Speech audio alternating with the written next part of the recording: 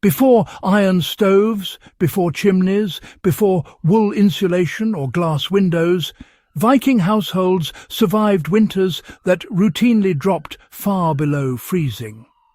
They did not rely on constant fire through the night, which would have been dangerous, wasteful, and honestly, pretty impractical. Instead, they developed a stone-based heat management system so effective that its logic quietly survives in modern thermal engineering. For centuries, this method was misidentified by archaeologists as simple flooring or structural rubble. In reality, it was a deliberate night warmth layout designed to store, distribute and release heat slowly while people slept. Once you understand how it worked, the ingenuity becomes, well, impossible to ignore.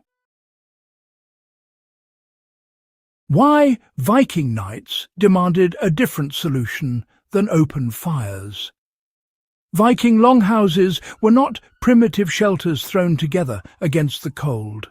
They were carefully designed environments meant to function through months of darkness and snow. Open hearths burned during the day for cooking and light, but maintaining a fire all night was risky. Sparks could ignite thatch roofs, oxygen levels dropped in enclosed spaces, and fuel was just too valuable to waste. Vikings needed warmth that lasted after flames died down. Their solution was not more fire, but, smarter use of what fire produced, stored heat. How the stone layout functioned as a thermal battery. The core of the system was a specific arrangement of dense stones placed beneath sleeping platforms or along the interior edges of the longhouse. These were not random rocks. Vikings favoured basalt, granite, and other high-density stones capable of absorbing significant heat without cracking. During the evening, hearth fires were burned hotter than necessary for cooking, allowing radiant heat to saturate the stone layout. Once the fire was reduced or, extinguished, the stones continued releasing heat slowly for hours. This created a stable overnight temperature that prevented hypothermia without active flames. Why archaeologists overlooked the layout for generations. For much of the 20th century, excavations uncovered flattened stone layers beneath floor timbers and sleeping benches. These were recorded as foundation packing or drainage layers. The mistake was understandable, but honestly quite costly.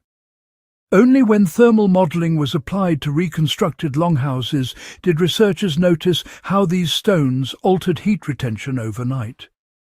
Experimental archaeology in Scandinavia confirmed that rooms with the stone layout stayed warm up to 6 hours longer than identical structures without it.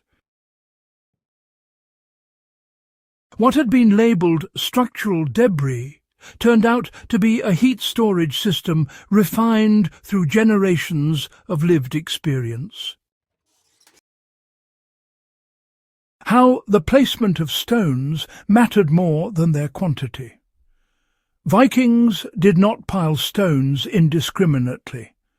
The layout followed airflow patterns inside the longhouse.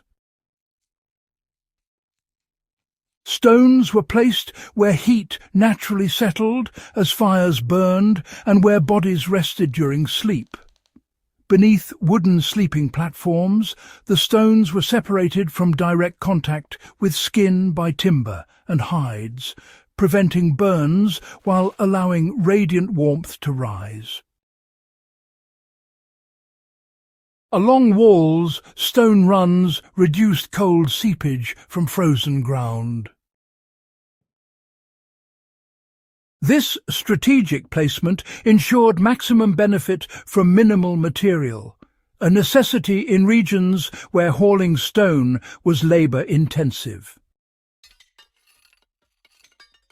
How this knowledge can be applied in modern low-tech survival settings.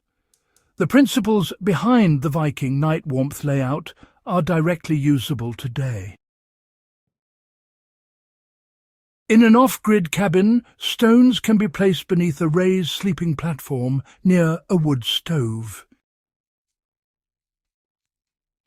The stones should be heated indirectly over several hours, never in direct flame, then allowed to radiate heat through the night.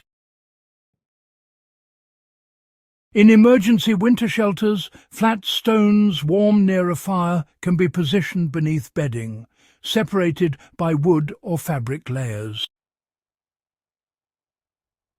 So, what experimental reconstructions reveal about real performance is actually quite fascinating. Modern reconstructions, using historically accurate materials, show that interior temperatures remained above freezing, even when external temperatures dropped well below zero. More importantly, the temperature decline was, gradual rather than sudden. This slow release of warmth prevented condensation, reduced respiratory stress, and, allowed for deeper sleep. The Viking approach to warmth was never about excess. It was about control, timing, and, respect for materials. Fire was used intensely, but briefly. Stone carried the burden afterward. This philosophy appears across Viking technology, from ship design to food preservation. The night warmth stone layout was not an isolated trick, but part of a worldview that valued systems which continued working long after human effort stopped. As chimneys, metal stoves, and industrial heating spread, the knowledge faded. Stone layouts were torn out, or, just buried beneath new floors. Yet today, as interest returns to passive heating, energy independence, and resilient shelter design, this Viking solution feels, remarkably modern. It requires no moving parts, no fuel overnight, and no risk. It works silently, exactly as it did 1,000 years ago. Understanding this system is not about nostalgia. It's about recognizing that some of the most effective solutions to survival were developed long before modern technology complicated them. If this deep dive into Viking thermal engineering added value to your understanding of the past, support the channel by subscribing, sharing this episode, and helping keep serious historical knowledge alive.